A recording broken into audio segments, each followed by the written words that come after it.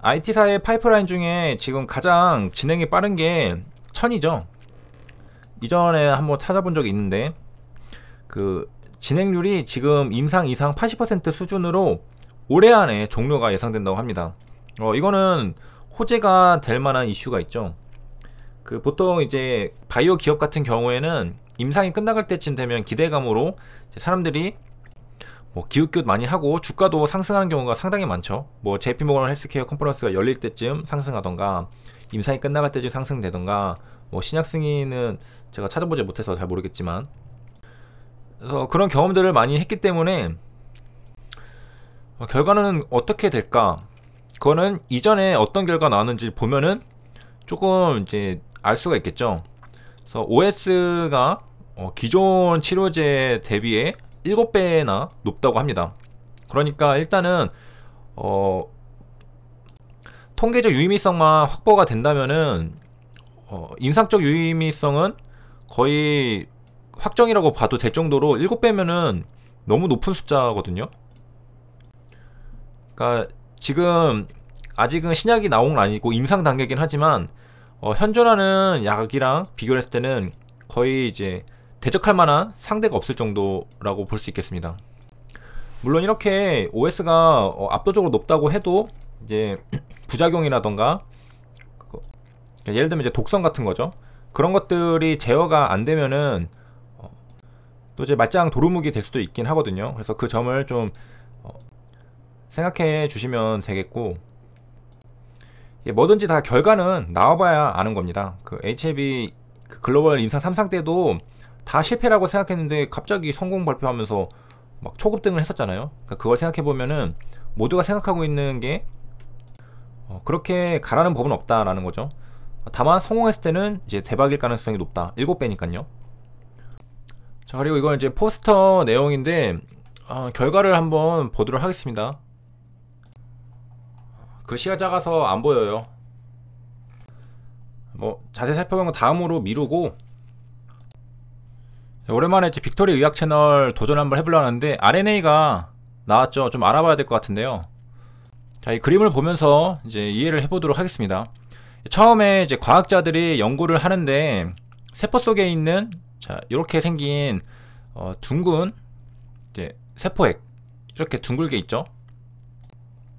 근데 이 세포를 좀 관찰하고 싶었던 거죠. 내부를, 안에가 궁금한데 희미해서 잘 알아볼 수가 없었다고 합니다. 그런데 이제 염색이란 말 그대로 색깔을 입혀 보니까 염색도 잘 되고 내부 구조가 잘 보였다고 합니다.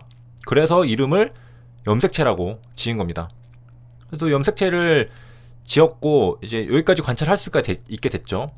그런데 이제 조금 더 자세히 보고 싶은 거죠. 그리고 이제 과학도 발전하니까 자세히 살펴볼 수 있는 이제 시기가 왔습니다. 그때 이 염색체를 자세히 보니까 실뭉치 같은 것도 이렇게 막 엉켜 있었던 거죠. 그래서 이거는 실뭉치 사자죠. 염색사라고 이름을 지었습니다. 실뭉치 같으니까.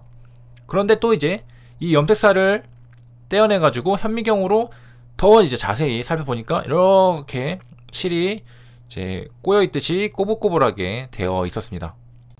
자, 그리고 이 염색사가 이제 그 구성 물질이 바로 이제 헥산이라는 것으로 이제 밝혀지게 된 겁니다. 헥산은 우리가 알고 있는 DNA와 RNA를 합친 말입니다. 그 두 개로 구성이 되어 있는데, 이제 RNA는 각가지 체세포 내에 포함되어 있는 무수한 종류의 단백질 형성을 위한 특수한 촉매 역할을 하고, DNA는 RNA의 작용을 조절하는 유전 암호를 갖고 있습니다. 사람은 DNA, RNA 다 있는데 그 RNA만 있는 생물이라고 해야 되나요? 그런 것도 있죠. 지금 유행하고 있는 그거요. 그건 DNA가 아니라 RNA만 가지고 있습니다. 자, 그 DNA는 이제 RNA의 작용을 조절하는 유전 암호를 갖고 있고요. 요약을 하면 RNA는 올바른 효소의 제조 방법을 관장하고 있고, DNA는 제조물의 내용과 시기를 관장하고 있습니다. 그리고 이제 DNA가 어떻게 작용하느냐에 따라서 이제 아기가 이제 아빠 닮아가지고 뭐 곱슬머리가 되기도 하고, 엄마 닮아서 쌍꺼풀 없는 눈도 되기도 하고, 그렇기 때문에 이제 DNA를 유전인자라고 합니다. 그런데 이제 DNA 보면은 이중 나선 구조로 되어 있죠. 그리고 여기 구성 요소인 염기의 서열이 이제 중요한 유전 정보가 됩니다. 그래서 게놈 프로젝트를 하는 게 이 유전 정보를 분석하기 위한 인간의 노력이었죠.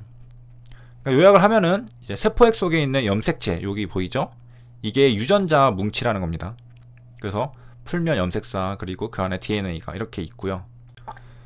그리고 이제 지구상에 이제 모든 이제 동식물은 그 종에 따라서 고유한 숫자의 여기 보이는 염색체를 갖고 있는데, 사람의 경우에는 이제 46개의 염색체로 구성되어 있습니다. 사람의 세포핵, 여기 세포핵 속에는 실타래처럼 생긴 염색사를 이제 분석을 해 보니까 서로 다른 형태의 염색체가 46개라는 거죠. 그래서 처음에 이제 46개인 줄 알았는데, 가만히 이제 또 정리를 해보니까, 이제 염색체를 가지런히 정리를 해보니까 형태랑 크기가 비슷한 게 두 개가 있는 거예요. 그래서 두 개의 염색체가 각각 쌍을 이룬다고 이제 보게 된 거죠. 근데 엄밀히 말하면은 이제 모두 이제 23쌍이 아니라 실은 이제 22개만 이제 상동 염색체 쌍을 이루고, 나머지 두 개는 다릅니다. 살짝. 그게 뭘까요? 바로 여기 보이는 X랑 Y. 그 한 쌍이 이제 남자냐 여자냐를 결정하는 유전 정보를 담고 있는 염색체입니다. 그러니까 요약하면 23쌍이 있는데 그 중에 22쌍은 같은데 한 쌍은 좀 다르다는 거죠. 그게 바로 X랑 Y라는 겁니다. 분량 조절 실패했는데요. 끊고 다음 영상에서 이어가도록 하겠습니다.